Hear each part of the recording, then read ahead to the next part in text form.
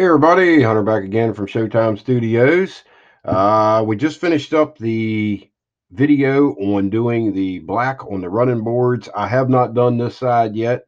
That's something I'll be doing off camera, but same technique. We explained that in the last video. We've already done the panel line accent color around the, what are those things? Headlights, that's what they are. And we have that sitting up right now, drying up. So we'll go back in and I'll show you how to clean the excess off. So we've got the model sitting here, kind of like in its mocked up position. What I want to do real quick is show you how to touch up this chrome section around the top of the grill. And let me see if I can hold this up and get the camera to zoom in on it. If you look at the top edge of the grill there, you can see that it's white plastic. And then, of course, we've got the kit chrome that we have the panel line wash in and also the TS79 semi-gloss clear on it. So what we want to do is, since this is exposed up here when you take the hood off, when you have the hood on, no big deal, it covers it up. But when you take the hood off, you could see where we had to sand out some, flaws that was in the top of the grill. So what we're going to use is, of course, the Molotov liquid chrome, the refill. And I've already shook this up. I'm going to do it one more time here. And look what we got. Another one of those that I brought into the videos a couple videos back. And I said they work great for, things like this. And that's true. We're going to take a little bit of this. We're going to put it on there. Just, a drop or so is all you need. You don't need much. And what we're going to do now is we're going to come in and we're going to touch up that chrome. Now, this is the same technique that we're going to use on the bumpers that I made reference to. We had to clean up the mold lines on them. We're going to do the same technique. But what we want to do with the chrome is I'm using a 10-0 brush, and I loaded the brush here, and I just want to go in and I want to lightly dot. We're not brushing this, we're dotting this.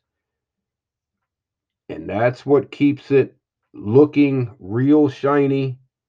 If you brush it, it creates brush strokes in it, and it doesn't have the same effect that it does if you dot it on. So we're just going to go around and we're going to slowly dot the top edge of it. Now, you don't want to put too much down at a time, but the key here is to make sure that you get the whole surface covered in with the dot technique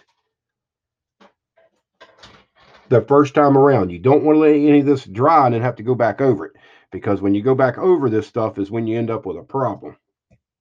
And you don't need any problems this close to having a finished up model. So just go in, like I've went halfway now. I'm going to go back over here on this side, and I'm going to do the same technique. We're going to dot it. And all this will do is just blend this top edge in. It'll give you that chrome appearance on the top edge of the grill. And this allows you to clean up your mold lines and any flaws that you have in your kit chrome and still be able to keep your kit chrome. Now, like I say, for competition, this grill would have been sprayed on one of my competition models. It would have been done with Alclad or Spastics or something like that. But since we're doing more of a, beginning tutorial here, and, doing a little bit of tricks of the trade, this is some of the tricks that leads up to, doing Alclad work and Spastics and stuff like that. But those products take practice. They take time to learn. And this is something that you can do in the meantime while you are developing your skills with those products. And that's what it takes right there. It's nothing hard about it. Just dot it on. We'll hold it back up here again. I'll let you see what we did. So we can get the camera to zoom in here. Focus in, camera.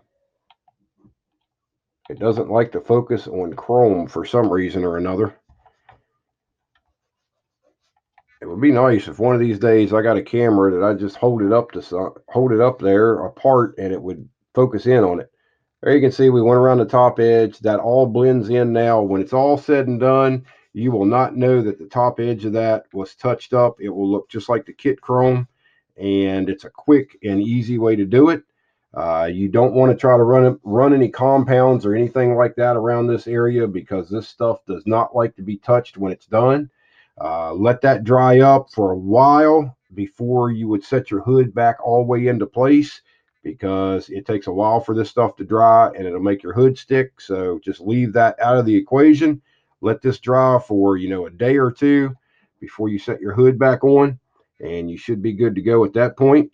Now, that is the same product that I used on the upper intake runners here. So, it's still shiny right now. It is dry, what we used on the intake, and it looks just like the day that I put it on. And you can see how chrome that appears on that piece of paper. I mean, it's very shiny stuff. So that's all there is to going back in and touching up the kit chrome. That also works like if you have a real good piece of chrome, kit chrome, and you want to keep it and you have the sprue attachment points, you can go back in and do the same trick on the sprue attachment points. It'll get rid of them. It'll blend them in. You won't even know they're there. So that's all we've got for this episode. We've got probably, like I say, 2 or 3 more videos coming up on the exhaust and a couple of other little odds and ends, and this will be wrapped up. So, as always, this is Hunter from Showtime Studios, and we'll talk to you later. Bye bye.